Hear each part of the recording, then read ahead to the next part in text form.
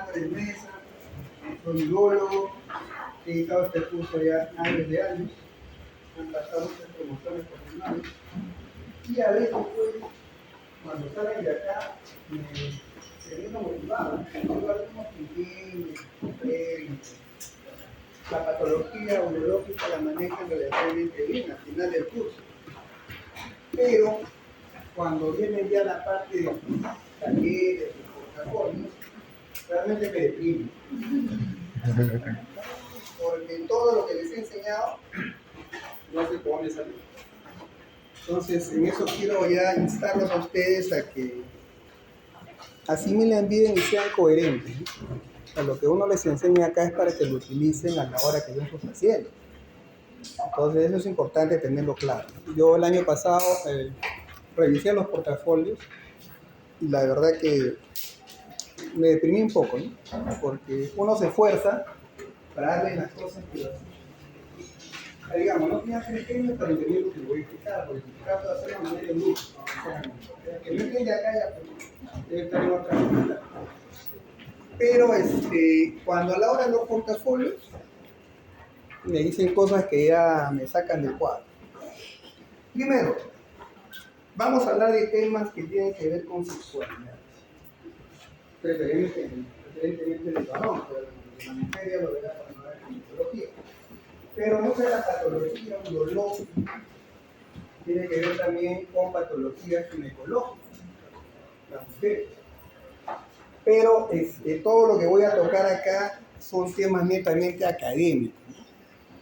Así que no quiero nada de bromitas, sarcasmo, porque creo que estamos a un nivel ya de... ¿Ustedes están quietos en medicina? Sí. ¿El próximo año es internado? Bueno, están ya prácticamente al tiro de árbol, como se dice. Entonces hay que tener un poquito de madurez en relación a los temas que voy a comentar. Y otra cosa más, yo no soy mucho de controlar asistencia, pero yo creo que la asistencia depende de cada uno. Al final, como digo a los pacientes, ¿no? Pues los pacientes dicen, doctor, pero tengo que hacer todo esto, me tengo que hacer todos los exámenes, necesita todo. ¿Por qué te pido que papá? Necesito, ¿no? ¿Cómo? Tienes que hacerte todo. Y esa dieta la tendré que hacer, si quieres estar bien, hazlo. Si no, a veces me dicen, no, doctor, ¿y esto para cuándo es? Para la próxima semana. ¿Pero puedo demorarme un mes? Es tu salud, papá. A mí no me reclama. ¿Me dejo entender? ¿Quiénes son los interesados en aprender? Ustedes. Si vienen o no vienen, es tu problema. A mí no me preocupa, no me va a pagar menos ni más si vienen o no vienen. O sea, en eso yo le doy libertad. ¿Ya? Y al primero que se me duerme, al primero que le pregunto, alguien que está con sueño, no dormido anoche, estudiado toda la madrugada, lávense la cara, van algo que no ven acá y escribir, porque de repente eso se duerme y escribe. O sea, yo vengo a enseñar, vengo preparado para contar las experiencias mías que me han tenido en esta vida de médico. Y ahora me está bostezando, me llegó hasta la garganta, entonces me despido. Entonces en eso tengan mucho cuidado. Si lo van a hacer, al menos háganlo pues con cierta delicadeza. No cúbranse al menos para no... Porque otros son descarados todo ese día. Por eso un poquito es el respeto al que les enseña. Y así me gusta también. Cuando yo también me enseñan algo, pues nunca jamás aprender, uno tiene que estar lúcido, ¿no? A la hora que tiene que tener estas cosas. Entonces, hay muchas cosas que se aprenden por ciencia y otras por experiencia. La ciencia la van a tener, la experiencia lo tendrán cuando ejerzan la carrera. Yo muchas cosas las he aprendido con el paciente. A veces uno muy bonito lee los libros, no escucha al profesor, pero hay cosas mientras que tú no lo hagas nunca lo vas a entender. Entonces, cosas que tú vas a asimilar por experiencia. A veces uno aconseja a los hijos, yo tengo 3 hijos, les aconsejo, oye, eso no está bien, no lo hagas, vas a tener problemas. Pero el trico lo hace. Hasta que no le pase, no lo entiende. Espero que ustedes no sean necios, ese es el necio. Tiene que encontrar sus propios errores para recién cuando se golpeen, entonces uno dice, mi papá tenía razón. No es así. Entonces, las recomendaciones uno las hace porque es importante para su carrera. Siempre métanse en la cabeza que ustedes van a ser médicos. después de Dios están ustedes. Y no lo digo por jactarme o por creerme lo que dicen la Coca-Cola del desierto. No. Ser médico es todo un apostolado, ¿no? Imagínense, ¿no? Cuando a veces nosotros tenemos una diferencia entre lo que es, bueno, para los que son adventistas, bueno, de repente acá no son adventistas, no están obligados, pero para los que creen en Dios, y son adventistas, comparado al resto de religiones no adventistas, tenemos una luz. Y esa luz nos lo da la señora Elena G. de Juárez. Y mucho habla ella de la reforma pro salud. Esto no es una luz. Y yo lo he corroborado al momento del paciente. Pero hay adventistas que yo no sé la reforma dónde la dejar. Porque veo primero que comen chatarra. Están explotando tu peso.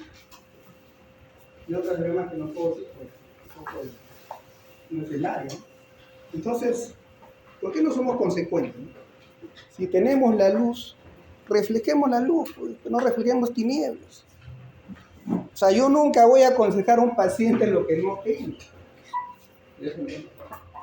Y eso le digo a mi hijo. Ustedes están oído, perdón, lo digo a mi hijo. Yo tengo un hijo de 22 años estudiando medicina de Ricardo Pan. Y le digo, con ese peso que tiene, porque él tiene medio como 1,90, pero también más de 100 kilos, pues, con el peso que tienes, le digo, algún día cuando te sientes frente a un paciente que tenga un problema de obesidad, le vas a decir que baje de peso. ¿Te va a escuchar? Le pregunto, ¿le va a escuchar? Yo estoy sentado ahí, rebosando totalmente, obeso.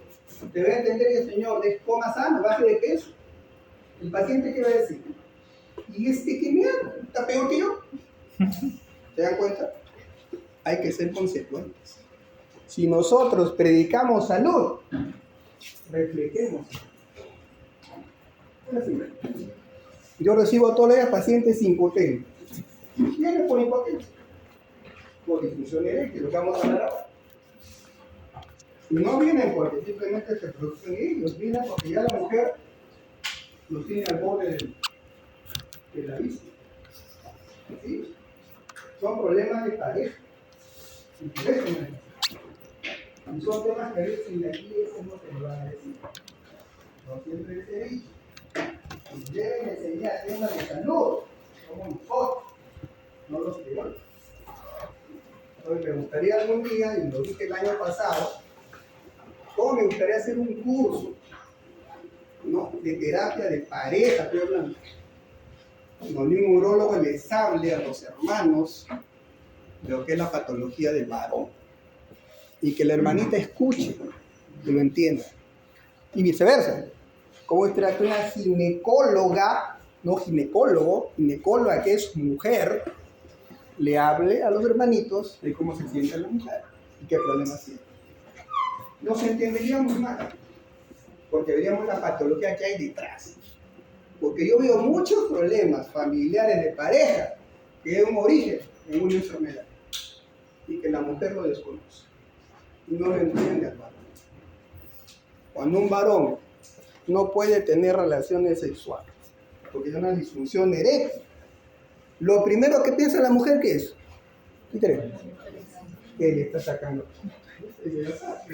La cosa no funciona, debe estar en otro lado, ¿no? Ya no bajo, ¿no? Y después el paciente viene. Doctor, no se vengo a primero no te voy a decir de frente al problema. Vengo a hacerme un chequeo. Chequeo. ¿Qué problemas tiene? Sí, mire que ya tengo la edad para tener problemas de la próstata en 50 años. Ah, ya, bueno, ¿qué síntomas tiene? Me comí el próximo molesto. Un síntoma de tracto urinario inferior, lo vamos a estudiar acá. Y al final dice, pero eso es todo sí, pero también me dice, tengo problemas, no dice dirección, tengo problemas que no tengo deseos, no tengo ganas de tener relaciones sexuales. Entonces yo le pregunto, hay que diferenciar lo que es el deseo de lo que es la capacidad de tener. Son las cosas que yo quiera estar con una mujer, porque soy hombre, porque tengo testosterona, y otra cosa es que yo no quiera estar con una mujer. Que vamos a ver luego en patología. Si yo tengo ganas de estar con una mujer y no puedo, eso no es que no tengo ganas, es que tengo una impotencia. Es lo primero que tienes que diferenciar. El paciente no sabe, pues es un lego, ¿no? Pero tú lo tienes que centrar, ¿no? Entonces no viene por la próstata, viene por la impotencia. Con eso tengo que lidiar todos los días. Entonces les hablo cosas que yo veo. ¿Y por qué viene? Porque ya la mujer lo está ajustando. Uno, porque cree, como ella dice, que está con otra. Y segundo, cuando se da cuenta que realmente el tipo no está con otra, si no puede tener una dirección, es fatal. Porque la mujer va en la noche, lo agarra el muchacho, o sea, el señor, y lo toca. No ve nada. No lo digo groseramente. Fíjate, ya no sirve para nada. ¿Y saben lo que eso significa en el corazón de un varón? Las chicas no lo saben. Pero los hombres no quieren saber ese paso, pero los dos hagan al 100% que soporte.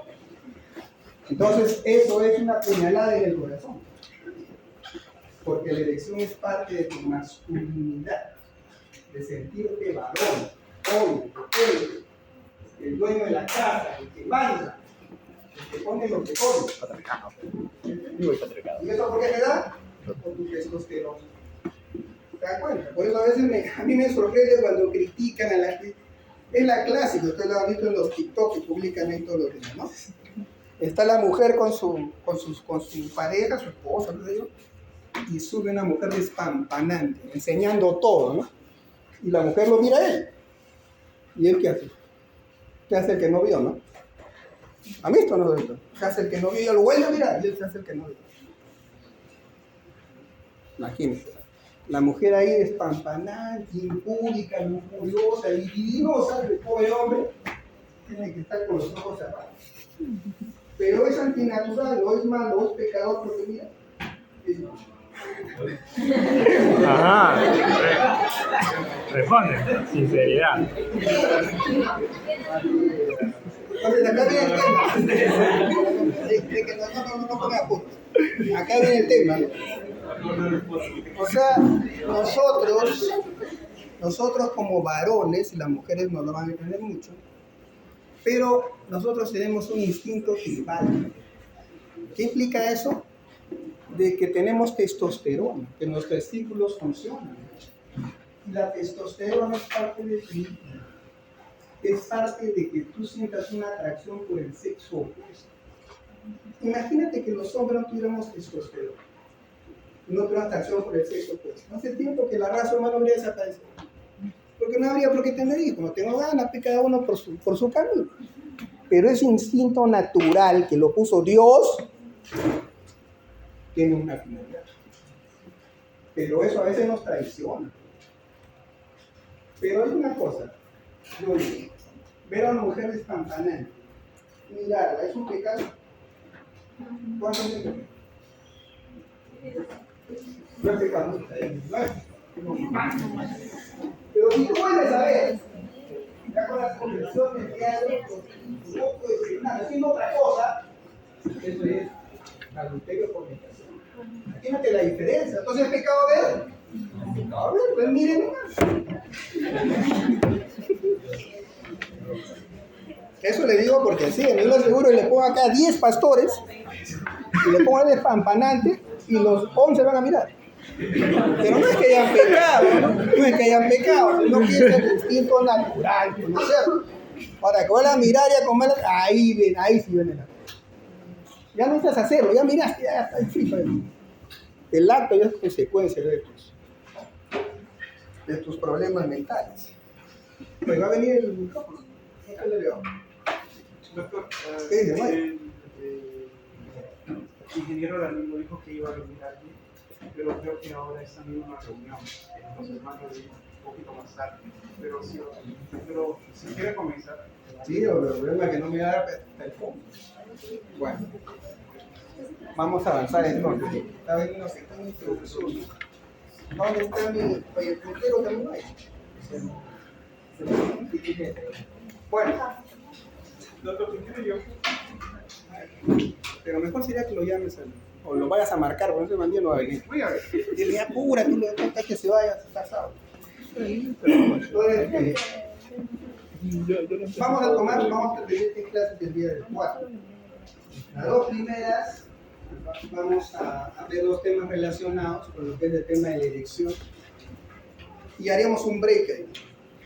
Y en la segunda parte ya vamos a ver algo complementario, lo que es patología y lo que es terapia. Voy a combinar muchos temas, ¿no? Ya ustedes han hecho ya la fisiología básica, ¿no? Ya han hecho algo de terapéutica, supongo, ¿no? Farmacología, ¿no?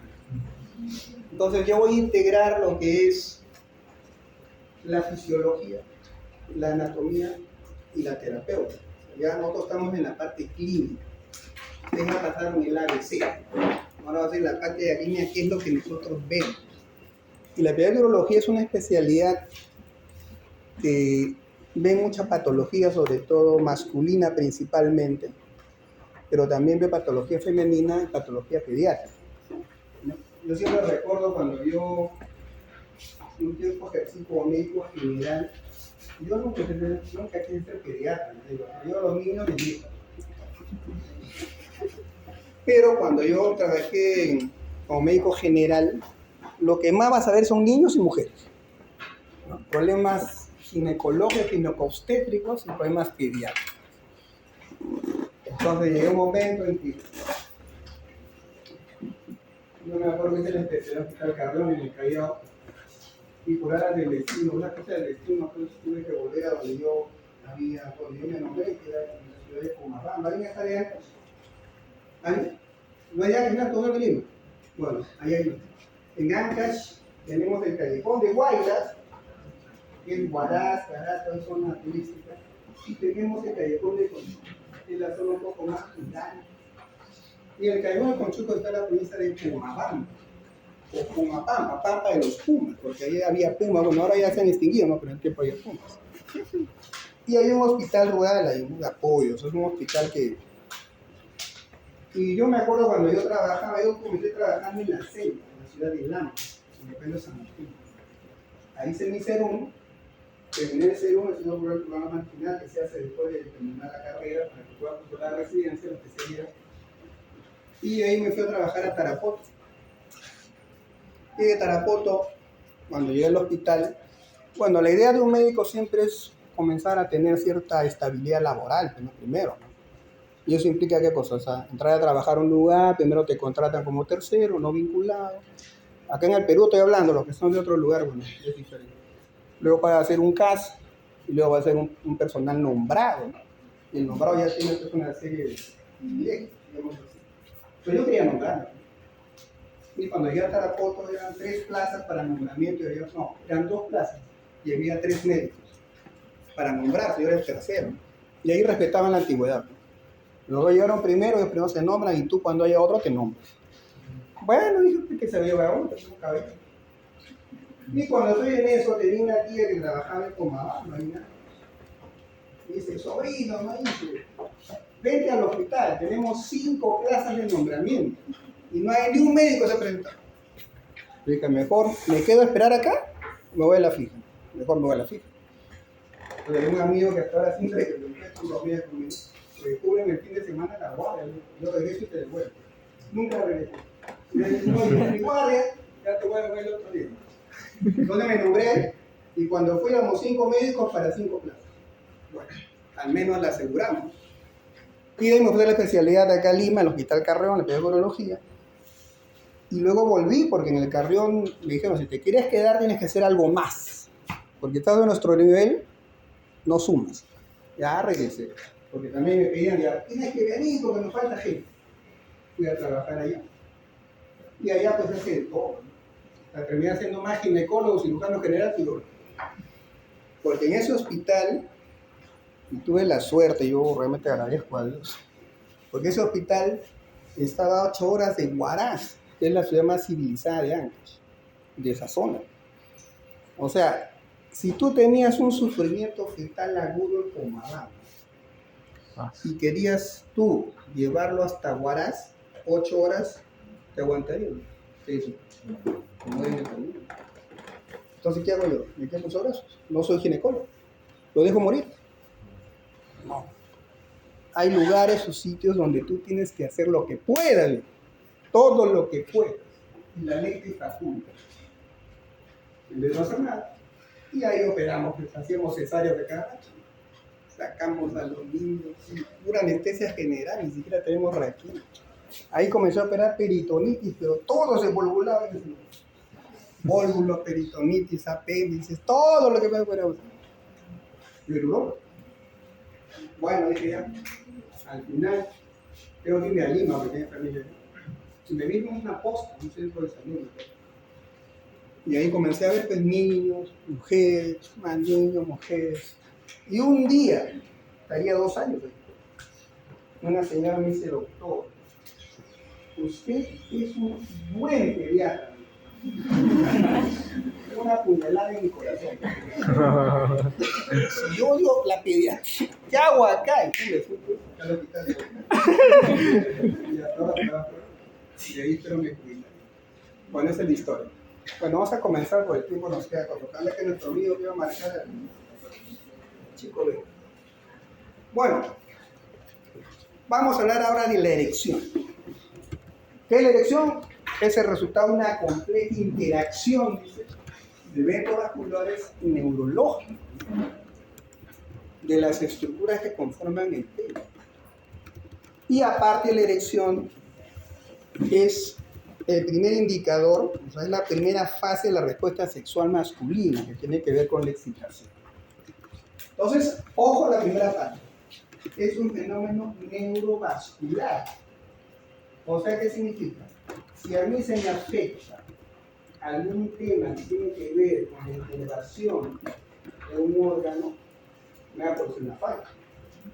Si yo tengo un problema que me va a dificultar la circulación a nivel del órgano, voy a tener un problema. Es un fenómeno neurovascular. Cuando nosotros evaluamos pacientes con disfunción eréctil, tenemos que ver qué patologías pueden alterar esos dos elementos para poder entender por qué tiene un problema de erección.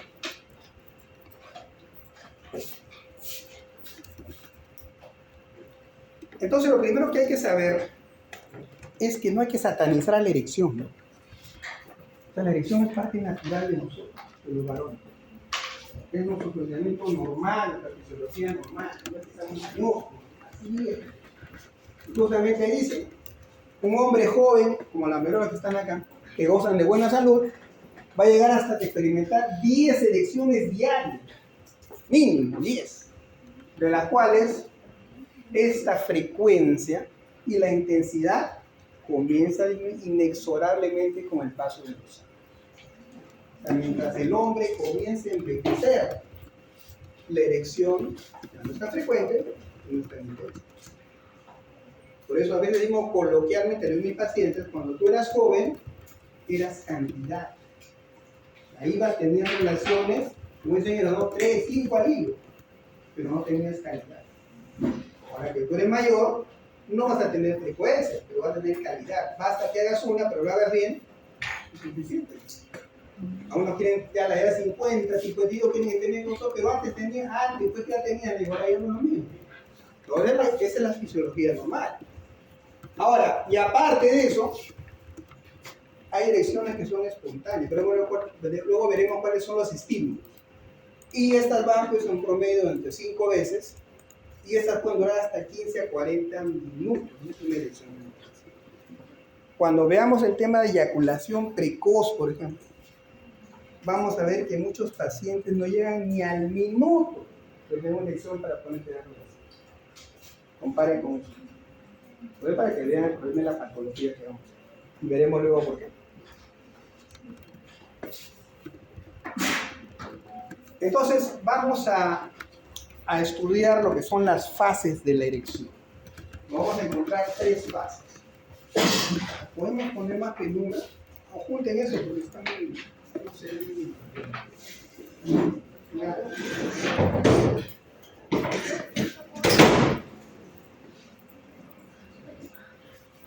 entonces vamos a ver que existen 3 periodos, está más o menos esquematizado. El primero es el periodo tumescencia, donde el pene va a aumentar de volumen y de consistencia, dependiendo también, como digo, el tipo de erección y la edad que tenga el paciente. Ahora, cuando hablamos de volumen y consistencia, la erección pues hace que el pene de estado flácido o estado erecto pueda variar en su dimensión. O sea, no es lo mismo un pene que está flácido en erección, o sea, la dimensión va a variar. Puede impresionar ser un poco más grande y más turgente. Tiene que ver con la tumescencia. Luego veremos que la erección es un fenómeno vascular donde los cuerpos cavernosos se van a llenar de sangre para poder dar erección. Ahora, la segunda fase o periodo, ya hablamos de la rigidez, es cuando el pene adopta la mayor rigidez, o sea, se pone más duro de lo que puede ponerse normalmente. Y además la posición, el pene hacia arriba, como está en el esquema. Y esa posición pues no es porque no tiene valor, eso tiene importancia a la hora del coito, de la relación sexual, de la estimulación de su pareja. Por lo que hay algunas cirugías en algunos varones para alargar el pene que cortan los ligamentos suspensorios, va a tener una erección así recta, pero no va a estimular como el que tiene el pene hacia arriba. Esa es una característica que se pierde con cirugías estéticas, porque hay muchos varones que tienen la idea de que tener un pene más largo es más atractivo para la mujer. No sé, las mujeres dirán si es así, pero eso piensan ellos. Bueno, tercer punto. Una vez que logra alcanzar la rigidez y está listo para la penetración y se da la parte del orgasmo, de eyaculación, viene el periodo de detumescencia, donde el pene vuelve a su estadio inicial de flacidez, como ven en el esquema. Entonces las tres fases son, primero, tumescencia, la última,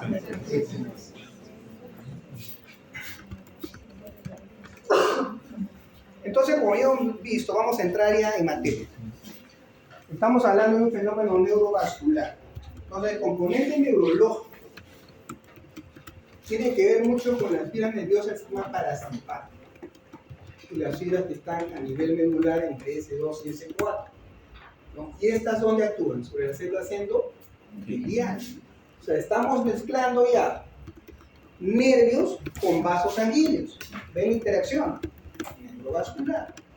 Va a las células endoteliales, donde están los espacios lacrimares y los vasos sanguíneos.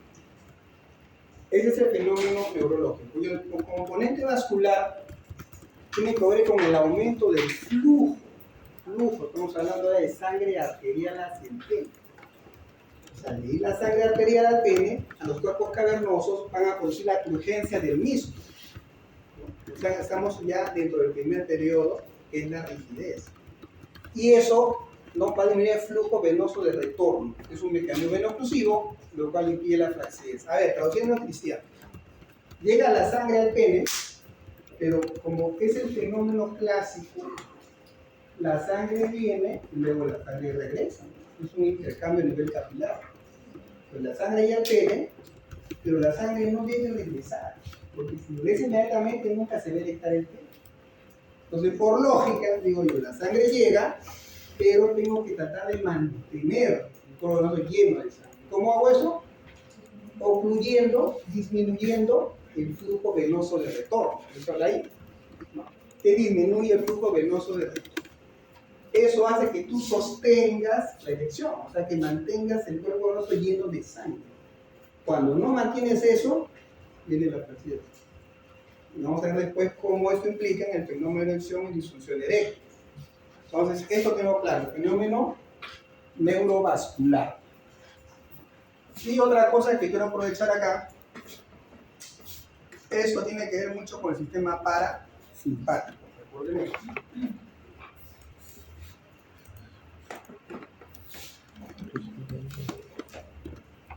Ahora, vamos a recordar un poco de anatomía básica de lo que es la irrigación de los órganos genitales. Vamos a ver que usualmente la evacuación del pene depende como raíz, como tronco de la arteria pueril interna. Esa arteria pueril interna viene a ser una rama de la arteria ilíaca interna. Ustedes saben que la ilíaca primitiva se divide en dos, la externa que se va hacia el miembro inferior y la interna que se va a la zona de la pelvis. Entonces, esta pudendis tiene rama de ciliaco interno. Y una vez que ya, digamos, la pudendis interna entra a nivel del pene, hablamos de arteria peniana común, que es la raíz de las ramas que vemos abajo.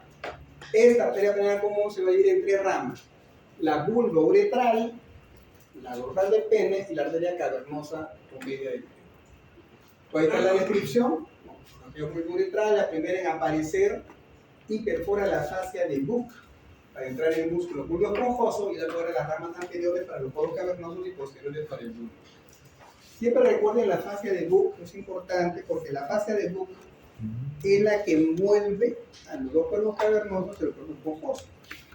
Imaginen ustedes como si fuera un hot dog, una salchicha que viene protegida con un plástico ahí y lo contiene. Ese plástico viene a ser como si fuera la fascia de Buck. Por eso cuando un hombre tiene una fractura de pene, que no es fractura porque es un hueso, pero es tan rígido que hablamos de fractura. De una rotura de la fascia de Buck se abre, se rompe, por eso se pierde dirección en un accidente de ese tipo. Entonces tenemos la arteria vulvo-uretral, la arteria dorsal del pene. Esta se dirige al glande por el dorso, por la parte superior del pene, y se ubica por debajo también de la fascia de Buck, o sea, la que empaqueta. Y está situado por fuera, se va lateralmente a ambos lados. Y aparte de la arteria dorsal, a ambos lados está la vena dorsal profunda del pene, que es la ubicación central, el glande, la corona del glande y el prepucio. Vamos a ver en el esquema que viene a continuación que tenemos una vena central, 2 arterias laterales y 2 nervios que están más afuera, lo que hacen un vamo, que es el paquete vasculo-nervioso, vena y nervio. Entonces es importante porque a la hora que nosotros queremos hacer una anestesia del pene, tenemos que saber dónde está el nervio para poder infiltrar. La anatomía es básica. Y finalmente la arteria cavernosa, que es la que penetra en los cuerpos cavernosos y desprende a lo largo de su recorrido diferentes ramas espiraladas o licinas o helicoidales, que son las arterias de Müller. Y estas se abren directamente en los espacios cavernosos sin formar capilares. Es un detalle importante, porque cuando se forman los capilares, generalmente vienen las venas, perdón, las arterias, se transforman en venas y regresan. Nuestro sistema no funciona así. Por eso es que se llenan las lagunas de sangre en los cuerpos cavernosos, que vamos a ver los espacios sinusoidales. Por eso anatomía base que ustedes ya deben saber, ¿no? Puede ser un recordar, ¿no? Ahí tienen el esquema, lo que había dicho, ¿no? Entonces vemos ahí la pudenda interna, vemos ahí las 3 arterias, la dorsal, la vulvo-uretral por debajo y las cavernosas internamente. Y hay la división en ambos lados. Ahí viene lo que les decía. Miren ahí, tenemos al... primero identifican lo que dice acá, ¿no? Esta es la que empaqueta a los 3 cuerpos, los cavernosos y el esponjoso, los empaqueta, los tiene así comprimidos. Por debajo de la fascia está la vena dorsal profunda, que está en la parte central. A los lados están las arterias dorsales del pene, que son 2, y más afuera está el nervio dorsal del pene. Entonces es crucial cuando yo quiero anestesiar el pene. ¿Y cuando lo anestesio? ¿Vamos a poner una circuncisión? Tengo que anestesiarlo. Cuando quiero de repente hacer una electrocauterización de una verruga a nivel del frenillo del pene, no lo vas a infiltrar ahí, le haces un bloqueo troncular. Entonces nosotros tenemos que ver más o menos la ubicación, dónde está el nervio para infiltrar ahí, en ambos lados, y anestesias todo el tiempo. Pero para eso hay que tener una idea de la anatomía, pues. Si no, puede hacer cualquier cosa menos poder poner una anestesia suficiente. Y lo otro, miren acá, ahí está la arteria, como le digo, dorsal. Acá por dentro ya ven propiamente la arteria cavernosa, ¿no? Por eso hay que tener claro.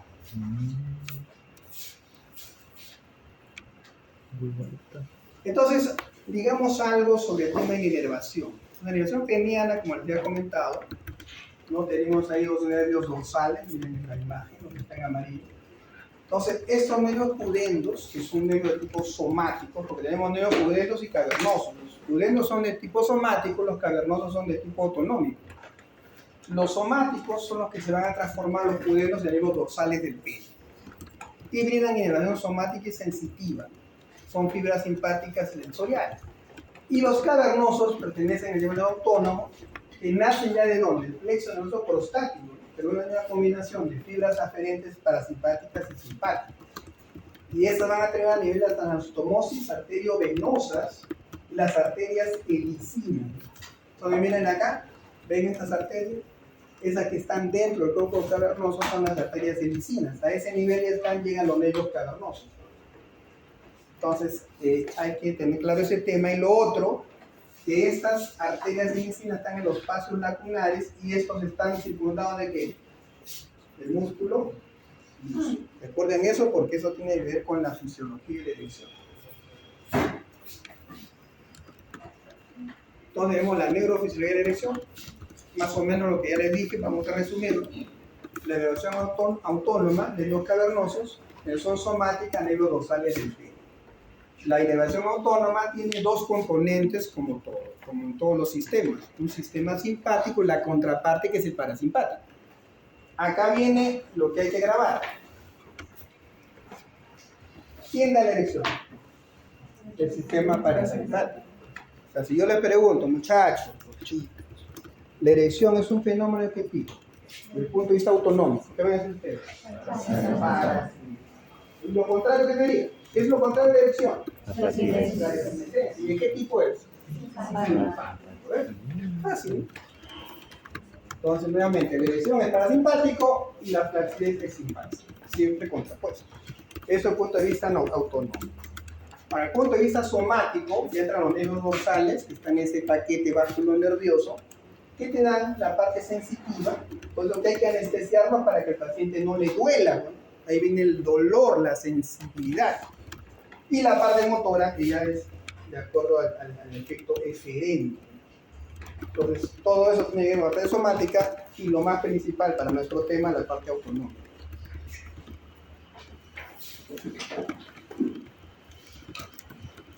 Entonces vamos a ver que dentro de la hemodinámica de la erección hay un proceso netamente vascular. Entonces cuando se produce la vasodilatación de las arterias cavernosas o helicoidales que están dentro del grupo cavernoso, va a aumentar a su vez el volumen de sangre, ¿no?, que va a llegar a los espacios lacunares o sinusales. Estamos haciendo aquí un esquema. Estos son los espacios lacunares o sinusales, que es el otro sinónimo, y ese nivel vamos a ver que va a aumentar el flujo de sangre. Pero ¿qué dice ahí entre paréntesis? ¿Como consecuencia de qué? De la relajación de la musculatura lisa. O sea, se produce una vasodilatación.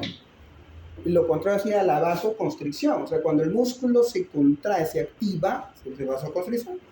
Y cuando el músculo se relaja, vasodilatación. ¿Quién favorece la erección? ¿La vasoconstricción o la vasodilatación? Ahí está la explicación. Es consecuencia de la musculatura lisa. Entonces, el llenado de los espacios lacunares causa compresión de las venas del pleco subalunquino. O sea, tenemos que evitar el retorno venoso, ¿no?, para que la sangre se concentre.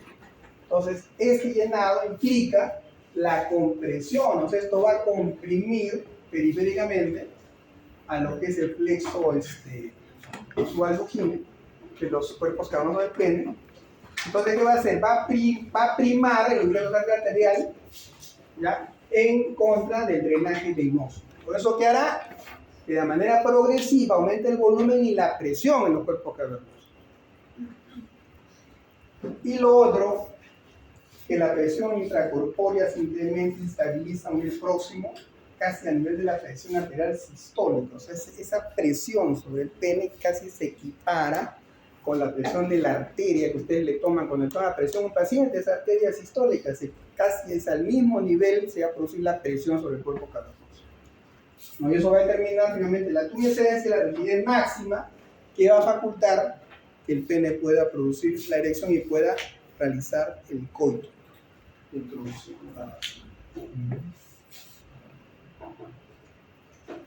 volvemos a lo mismo que ya hemos dicho.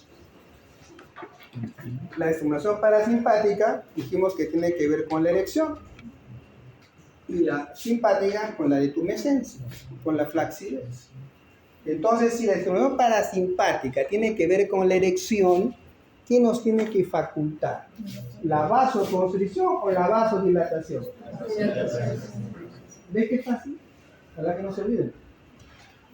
Eso va a ver vasodilatación. Vasodilatación, se llenan los espacios lacunares de sangre y van a permitir la erección. Acá vamos, mira, estos son los espacios lacunares. Acá está el sistema venoso que hemos visto, la vena baja profunda, las arterias y los nervios, ¿no? Y el vaso comienza, esos plasmas se comienzan a llenar de sangre. Ahora, eso de acá es importante que lo entiendan.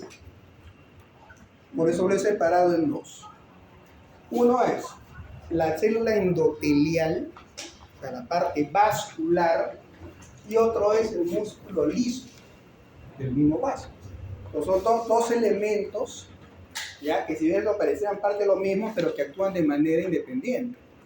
Y lo vamos a ver cuando veamos ya, estamos yendo de lo macro a lo micro. Ya hemos visto la anatomía ya, estamos a nivel ya casi de la patología del vaso.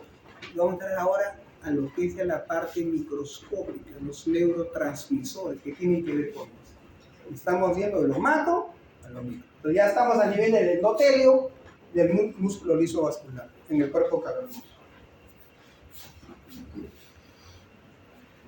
Entonces, para volver a hablar de lo mismo, acá está el esquema de los espacios sinusoidales, las arterias helicinas, ¿no? Pues estas arterias se encuentran en el cuerpo cavernoso y son ramas de la arteria cavernosa, que vimos que era la columna interna que tiene 3 ramas, una es la cavernosa. Esa es la que entra en los cuerpos cavernosos y se va a subdividir en ramas. Y estas ramas al final se van a hacer envueltas por estas trabéculas que vemos acá, en los cuerpos cavernosos. Todas estas ramas se abren directamente a dónde. Miren la ramita acá, vean, se abren a los espacios lacunarios o sinusales. Ahí se almacena la sangre. ¿Ya? Entonces, eso hay que tenerlo claro como actúan las arterias helicinas.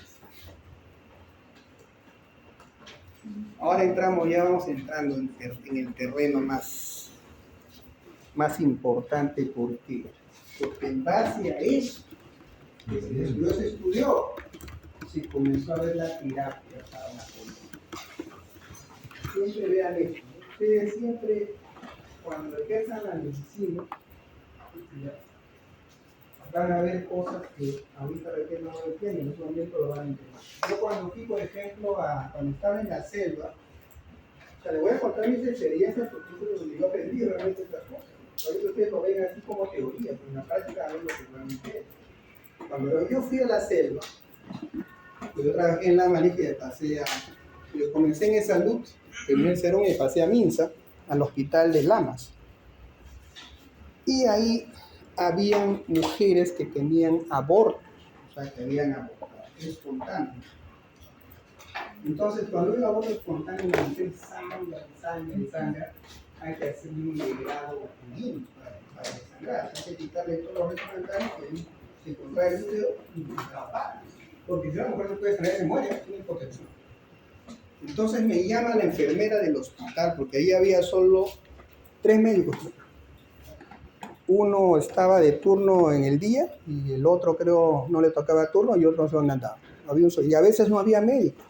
Hacía guardia la enfermera, hacía guardia el odontólogo con los 3 médicos. Los 5 ponían la guardia. Y cuando la enfermera estaba sola, temblaba. Y me llama, doctor, señora, yo era de salud, no tenía que ver con mí. Tengo una paciente, me dice que está que sangra, ha abortado, ya se le está bajando la piel. ¿Qué puedo hacer? ¿Qué hago? ¡Ayúdenme! Y yo nunca había hecho un legrado. La tenía alegría, pero nunca lo había hecho. Entonces, cuando yo voy y la veo a la chica, le examino, todo veo. Entonces viene el técnico de enfermería, que era uno de ahí de la zona. Dice, doctor, hay que hacerle su LU. Sí, LU, ¿no? LU, ellos manejan los temas, hay que hacerle su LU. Y el otro me dice, ¿cómo lo hago? ¿Y tú has hecho? Sí, me dice. Se hace así. A ver, yo como por a ver, quiero ver si sabes, no sabía. No, doctor, le pone la licencia, el pollo que dilatador de la ley. Ah, ya se sabe, digo, está para acá. Yo agarré y le puse todo lo que me dijo. La práctica. Y lo hice. Y ahí pues, se volvió. No aborté, lo hacía alegrado, ¿verdad? Pero ahí lo aprendí, y el técnico lo sabía hacer. Pero digo una cosa, acá viene o sea, el técnico sabía lo que hacía, ¿por qué? Porque había visto. Pero ¿sabía por qué lo hacía? Ahí viene la diferencia.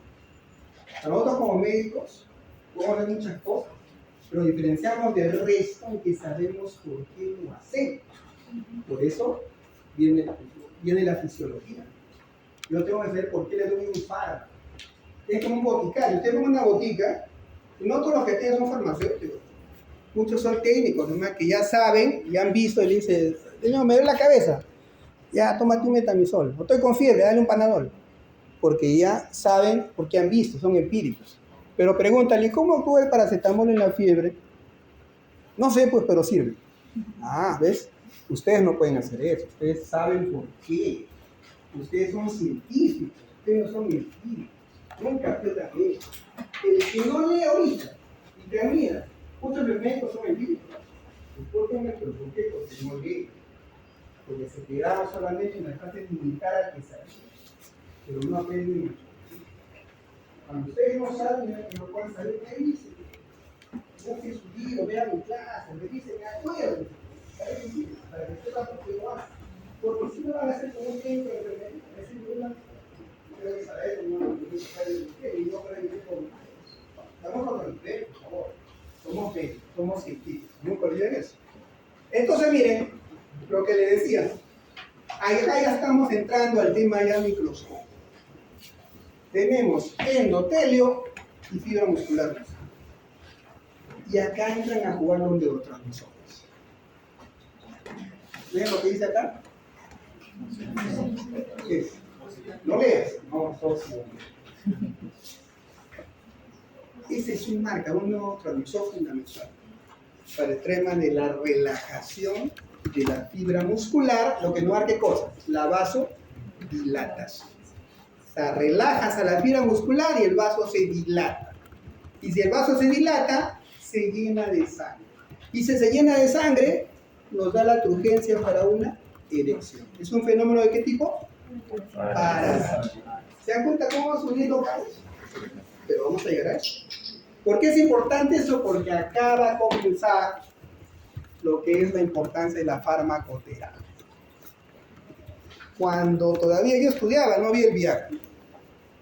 Cuando el Viagra se descubrió, fue un boom. ¿Ah? Y la farsa se llenó de un montón de plata.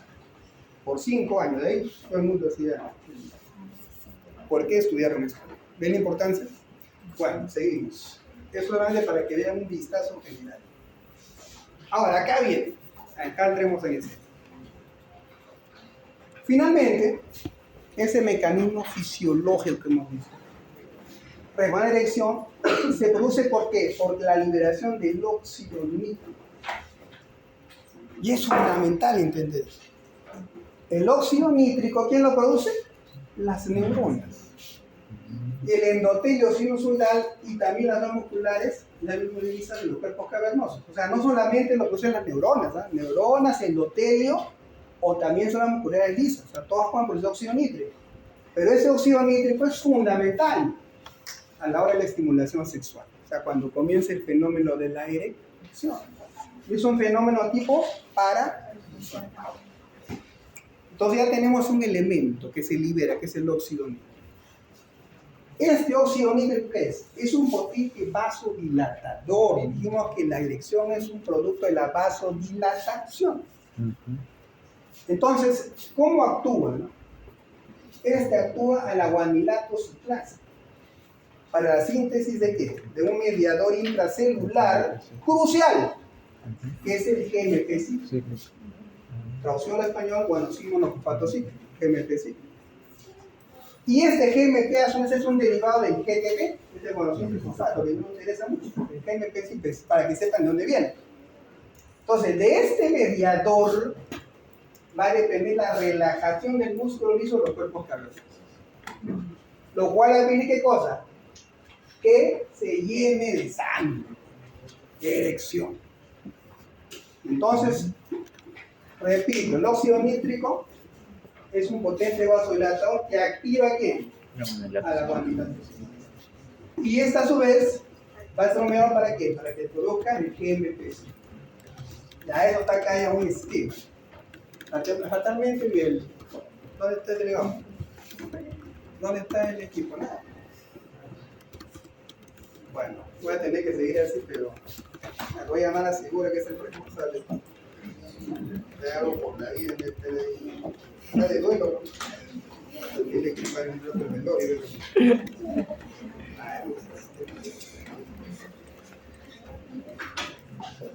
Eso es fundamental, ya vamos a ver en el esquemita, pero quiero punto a punto, con mi limita, cuando te vuelva.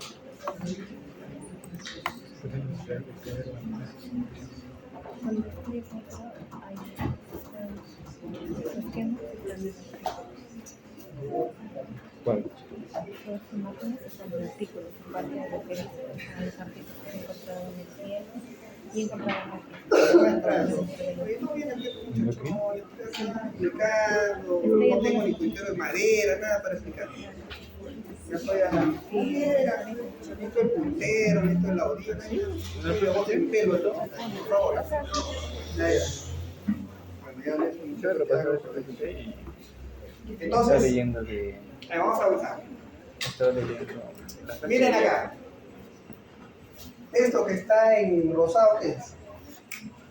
La célula muscular lisa, ¿no es cierto?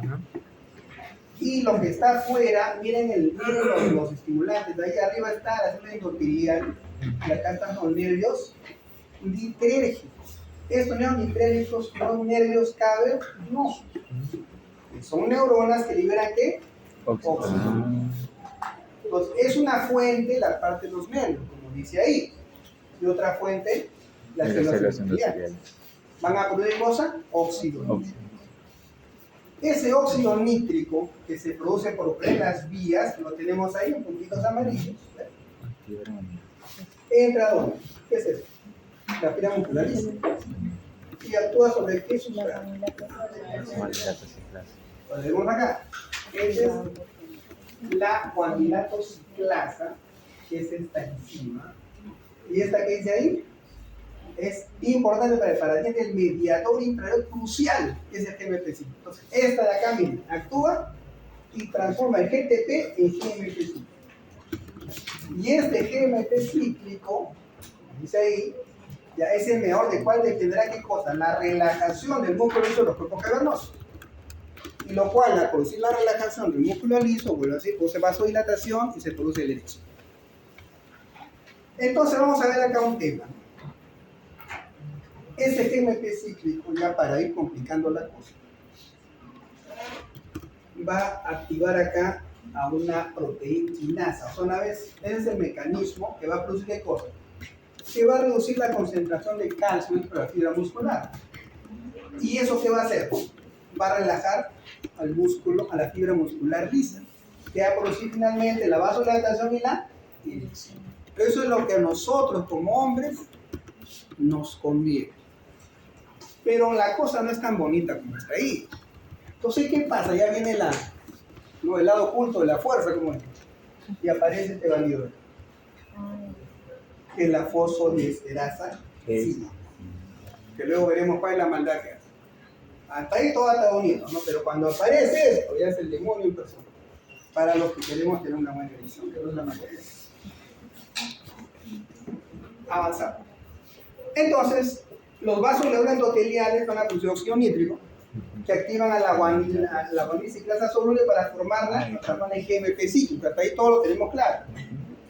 Y les dije que es activada la proteína quinasa, a la PGT1, que encierra los canales de calcio, que reduce la cantidad de calcio en el citosol de la célula de fibra muscular, y esto produce obviamente la relajación del músculo. Hoy hemos llegado ya a la parte microscópica, metabólica, para que ustedes vean cómo es este proceso. Entonces, nuevamente, vuelvo a mí, acá están los nervios nitrérgicos, el solvente oral, con óxido nítrico, aquí en la guanilato ciclasa, se crea el GMP cíclico, y ¿qué dice ahí? ¿Qué hace el GMP cíclico? Activa ¿a quién? A la proteína quinasa, que va a hacer ¿qué cosa? ¿Reduce la cantidad de quién? del calcio. Y eso produce la relajación del músculo. Este es el final de todo lo que hemos hablado. Pero aquí existe la maldad. ¿Qué hace la fosfodiesterasa? Transforma el GMP cíclico en inactivo. Y si le quitas el GMP cíclico, la erección se nos cae. Entonces, este es el enemigo común.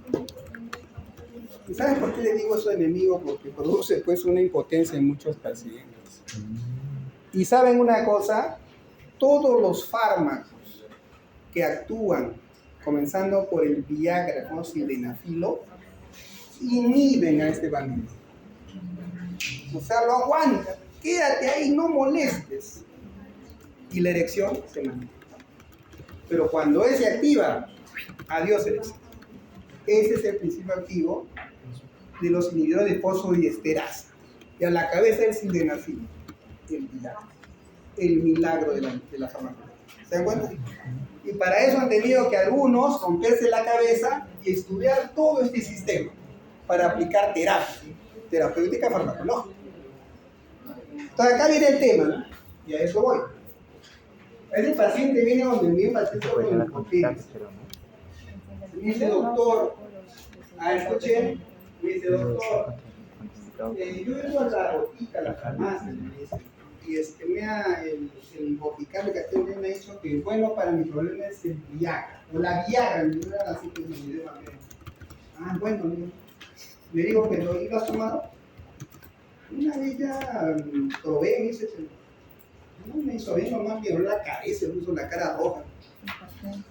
Le digo, pero ¿por qué tomaste? Le digo.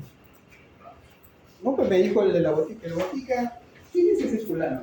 ¿Es un farmacéutico? No sé, te trae con su chaqueta blanca. Pero chaqueta blanca hasta los jaladores de ella, 15 de julio de Guayaquil. Entonces, acá viene el tema. Yo siempre le digo a los pacientes, mire señor, la disfunción eréctil, ya les explico, pero en términos ya más técnicos, no le doy la hipotesis. La disfunción eréctil, más que una enfermedad, es un síntoma. O sea, cuando tú no tienes una erección, el problema no es que no tengas erección, sino eso que me está diciendo que tú tienes otro problema. ¿Y cuál es el problema más frecuente? Que son diabéticos. En el 50 de los diabéticos va a haber disfunción eréctil. ¿Te das cuenta? Entonces, si yo me voy a calmar el síntoma, es como lo que usted dice, doctor, fui a la farmacia y me dieron un calmante para el problema. Me pusieron diclofenaco, me pusieron metamizol. Le calmaron el dolor. ¿Lo curaron? Bueno, o sea, le das una pastillita para que mejore el efecto, ¿lo cura? No. Va a ser ese mismo que. Entonces, la disfunción eréctil no es una enfermedad, es un síntoma de otra cosa. Entonces, eso es lo que vamos a ver ahora. Más adelante le voy a explicar lo que es el síndrome metabólico, para que vean cuál es, o sea, cuando a mí me habla de disfunción, yo estoy viendo el trasfondo. ¿Cómo ayudarle a este señor? No solamente dando la pastilla, me toma Viagra, toma Tadalafil. No, esa no es la solución. La solución es evaluar integralmente al paciente. Y tiene que ver con eso. A ver, seguimos. Entonces vamos entrando ya a un nivel más microscópico. La reunión del músculo liso es una acción, dijimos, de los cuerpos que es la erección del pene, esta relajación. Ahora, ¿qué dice ahí? ¿Es simpático? Miren, la reunión del músculo del cuerpo venoso y la reunión del pene es simpático. Ahí me equivoqué, nadie se da cuenta. Es parasimpático, ¿no? Para que se den cuenta y no crean todo lo que les digo. Lean también. Es para, pero ahí no seguramente no se le ha equivocado, ¿no? Eso lo van a corregir. En el examen les pongo y van a caer. Entonces, miren, acá tenemos la fibra muscular. Voy a repetir lo que ya les expliqué de otra manera. Las zonas endoteliales o los nervios cavernosos producen el óxido nítrico, activan a la guanilato ciclasa que transforma el GTP en GMP cíclico, ¿cierto? Y ese es el que produce la relación de la fibra muscular y la erección del pene. Y acá viene la maldad. La fibra 5 te agarra y te va a inhibir este proceso y va a producir la detumescencia. Entonces, eso es lo que hay que evitar. Bueno, finalmente, la reunión del músculo liso, el cuerpo cavernoso, debe terminar para lo cual interviene ¿quién? La fosforina de tipo 5, ¿no? Y esta va a degradar ¿a quién? Al pobre químico. Sí. Lo degrada, lo inhabilita. ¿Y eso qué produce? Pues al final se va a hacer la contracción de la muscularidad, contracción de los músculos, de la muscularidad y los vasos sanguíneos, y disminuye el flujo de sangre al pene, y finalmente laxidez. Esa es la fisiología normal. Entonces, cuando los investigadores vieron esto, dijeron, ¿y cómo hacemos entonces? ¿Cómo hacemos de que ese paciente o esa persona pueda mantener su erección? Vamos a bloquear ese bandido. ¿Se dan cuenta? Algo que parece simple, llevó años de investigación. Pero es eso. Entonces, ahí viene la inteligencia de los que entraron en esa área. Habrán hecho una plataza. Acá viene la aplicación farmacológica, lo que les digo, la famosa pastilla azul que le dicen los pacientes, el citrato de sildenafil. ¿Qué hace? Es un inhibidor potente y selectivo de qué?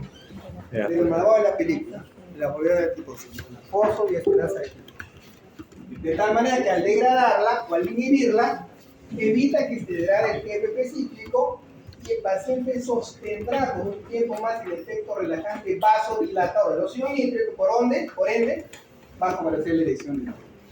Santo remedio para algún grupo de pacientes, pero no para todos. Pero algunos, a un porcentaje importante, van a mejorar como terapia. ¿Ven cómo comenzamos de lo macro y ahora estamos en lo micro? ¿Cómo entendemos la farmacología? ¿Cómo entendemos por qué le doy sildenafil a un paciente que no tiene erección? Esa es la explicación. Y eso tengo que ver claro, porque el lío tiene un pensamiento científico. No sean monos, no son boticarios, ustedes son médicos. Y eso implica medicina. ¿Sabes por qué? Hay solución. Y el micro. ¿Alguien dijo yo? Siempre. La fosfodiesterasa 5, ¿quién se estimula? ¿Quién la estimula? La fosfodiesterasa 5. ¿Cómo aparece? Esta fosfodiesterasa normalmente está en la fibra muscular, no tiene una función, no es que le estimule nada. Tiene un papel que es fisiológicamente normal. Sino que nosotros lo que hacemos es prolongar esta contracción al inhibir esta enzima. O sea, la enzima está ahí porque en algún momento una persona sana, digamos, joven, también no hace una erección de 3 horas, ¿no? Lleva a las 15, media hora y ya también tiene eyacula y se acabó con la erección. Porque tampoco hay un priapismo, hay una erección de 3 horas también no te pasa. Entonces tienen que todo principio tiene su final, y este es el final natural, ¿ya? Pero fatalmente en algunos pacientes esto juega más de la cuenta, de tal manera que hay que nosotros ayudar inhibiendo esta enzima temporalmente, venimos como sinceros, es temporal, para que pueda durar un poco más y pueda satisfacer a su pareja sexual. Eso es el tema. Una lesión del nervio ciático podría dificultar la erección. Si tiene relación con los nervios, con la erección, puede, pero más son trastornos medulares, más que netamente ciático, se va hacia la por eso, cuando es una lesión medular, sí. Ya las unidos ciáticos solo no. Bueno, al final, el segundo tema, todas las preguntas que se les ocurran. Ahorita déjenme terminar, porque no acabo. No me trae el micrófono, es lo que más necesito. Miren, se han descubierto en la actualidad ya, cuando recién comenzó eso solamente existía pues el Viagra, el sildenafil, ¿no? Ahora hay una serie de inhibidores, ¿no? Lo más moderno es lo denafil. Yo usualmente uso el tadalafilo, el sildenafilo, en mis pacientes.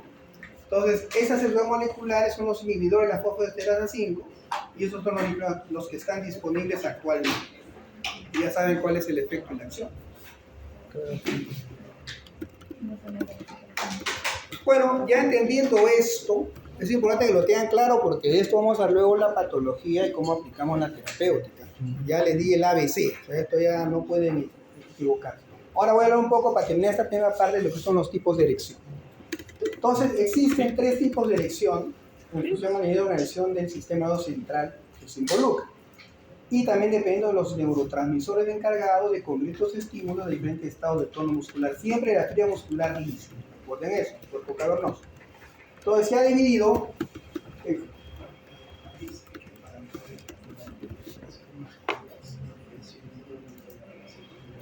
Entonces terminamos esta clase. ¿Ya? Entonces tenemos acá 3 tipos de erección. Las erecciones psicógenas. ¿Qué dice acá? Sin contacto. Vayan grabando ese concepto.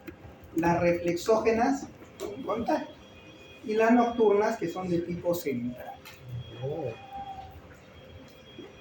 Las erecciones psicógenas sin contacto, como dice su nombre, son desencadenadas por impulsos neuronales que se originan en los sistemas central, corteza y sistema límbico, cortical y periférico.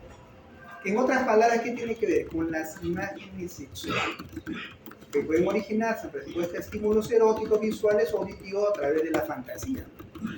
Entonces, eso es lo que digo, ¿no? Cuando una persona, un varón, ve películas pornográficas que pasen figuras o imágenes de tipo sexual, es un estímulo psicógeno, porque está mirando, está viendo.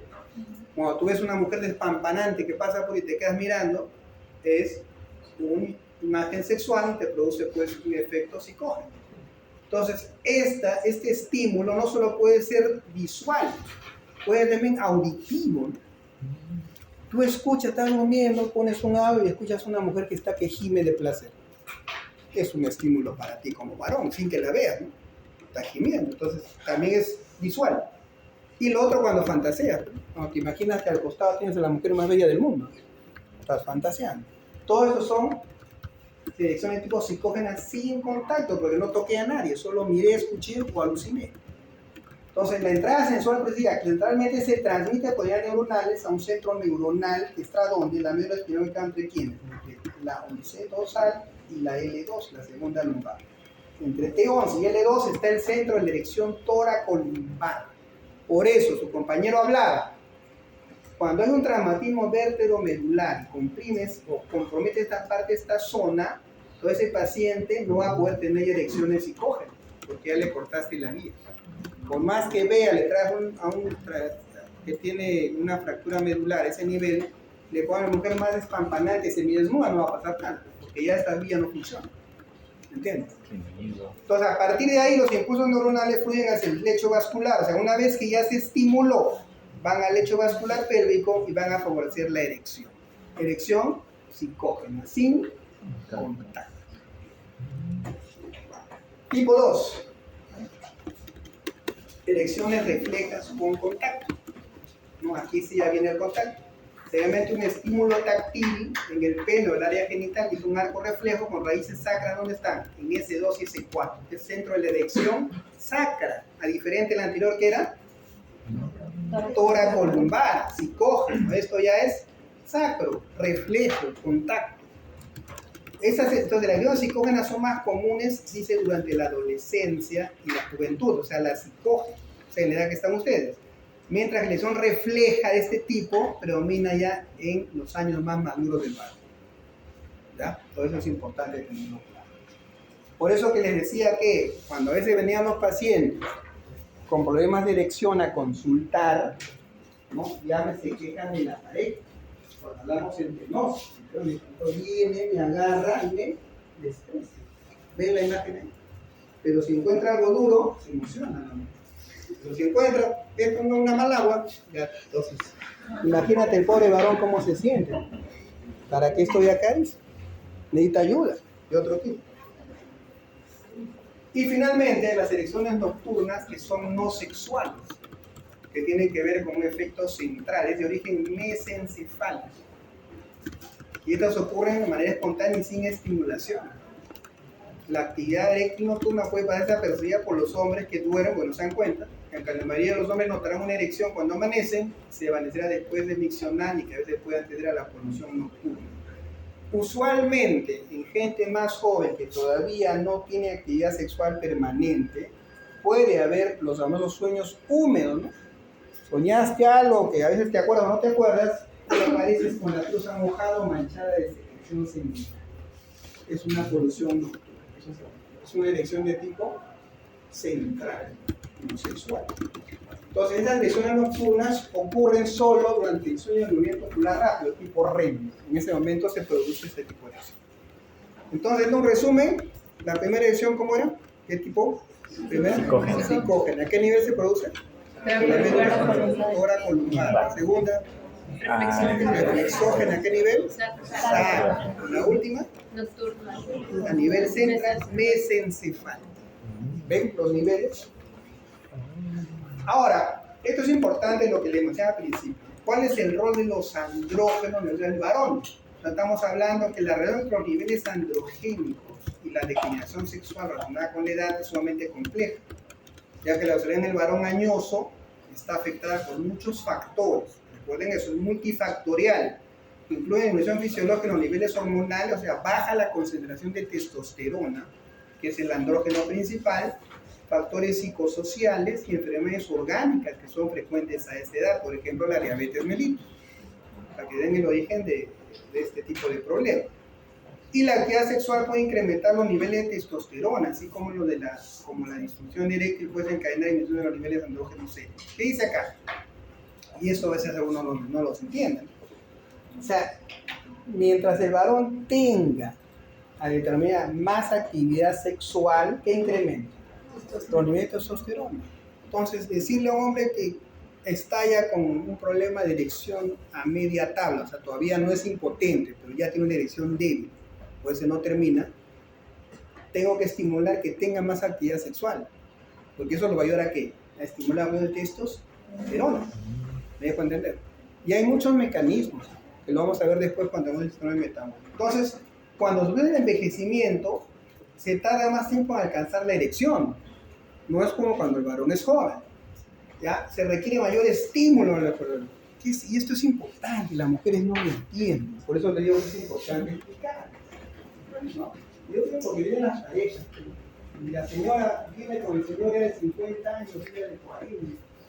Y le dice, ellos se quejan, tú le acabas las caras, tu tío es para que entiendas que es de la mujer. Digo, cuando ustedes van y se encuentran, ella de frente me toca y quiere que ya le esté penetrando. Yo le digo, pero usted lo estimula a mi pareja. ¿Cómo lo estimula? Ella no lo toca. Pero estimulando a él. Tú lo besas, lo abrazas, lo acaricias, toca sus zonas fibrosas. ¿Cómo hace? ¿Qué dice ahí? Que se requiere mayor estímulo. O sea, un varón ya decía no va a funcionar como un resorte, lo toco y ya no, tienes que estimular. Y si la mujer no entiende, la esposa no entiende, ¿quién lo va a ayudar? Ahora acá, la erección completa ya no es tan firme, o sea, ya no es como cuando era joven, es una erección con menos intensidad, lo cual no implica que no va a funcionar. La deseo eyacular no es tan imprescindible como los jóvenes.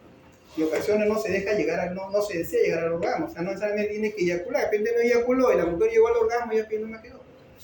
La potencia de la eyaculación no es tan pronunciada y se expulsa una menor cantidad de semen, es otra cosa por la cual consultan los pacientes. Entonces, oye, una cosita, antes se eyaculaba medio vaso, ahora le digo parte de edad, la cantidad va a disminuir, es una que te enferma, parte de tu edad que tienes que entender. Ahora, el deseo, la frecuencia masturbatoria casi desaparece en una persona ya mayor. En cambio, los jóvenes, pues, ya ni decirlo, no que la mayoría traen eso. Entonces, es diferente el acto masturbatorio en una persona que ya tiene cierta edad. Y el periodo refractario aumenta con la edad. ¿Qué significa eso? De que si tú antes, cuando eras joven, terminabas, eyaculabas, esperabas una hora y otra vez podías, cuando eres mayor ya no, eyaculas hasta la semana que viene. Entonces, cuando ustedes lleguen a esa edad y tengan su pareja, las chicas, ya saben por qué, hay que entender algo, hay que estimular. Entonces, ya material del audio, la erección es un sentimiento más real, sincero del hombre. O sea, desde la época del corazón. La parte romántica. A ver, chicos, ¿qué es el del audio? Que venga, pero me da para ver algunas preguntas. Vamos ganando tiempo.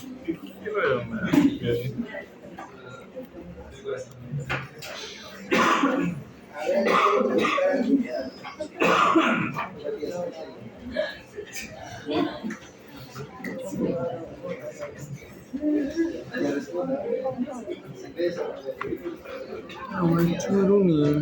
Sí,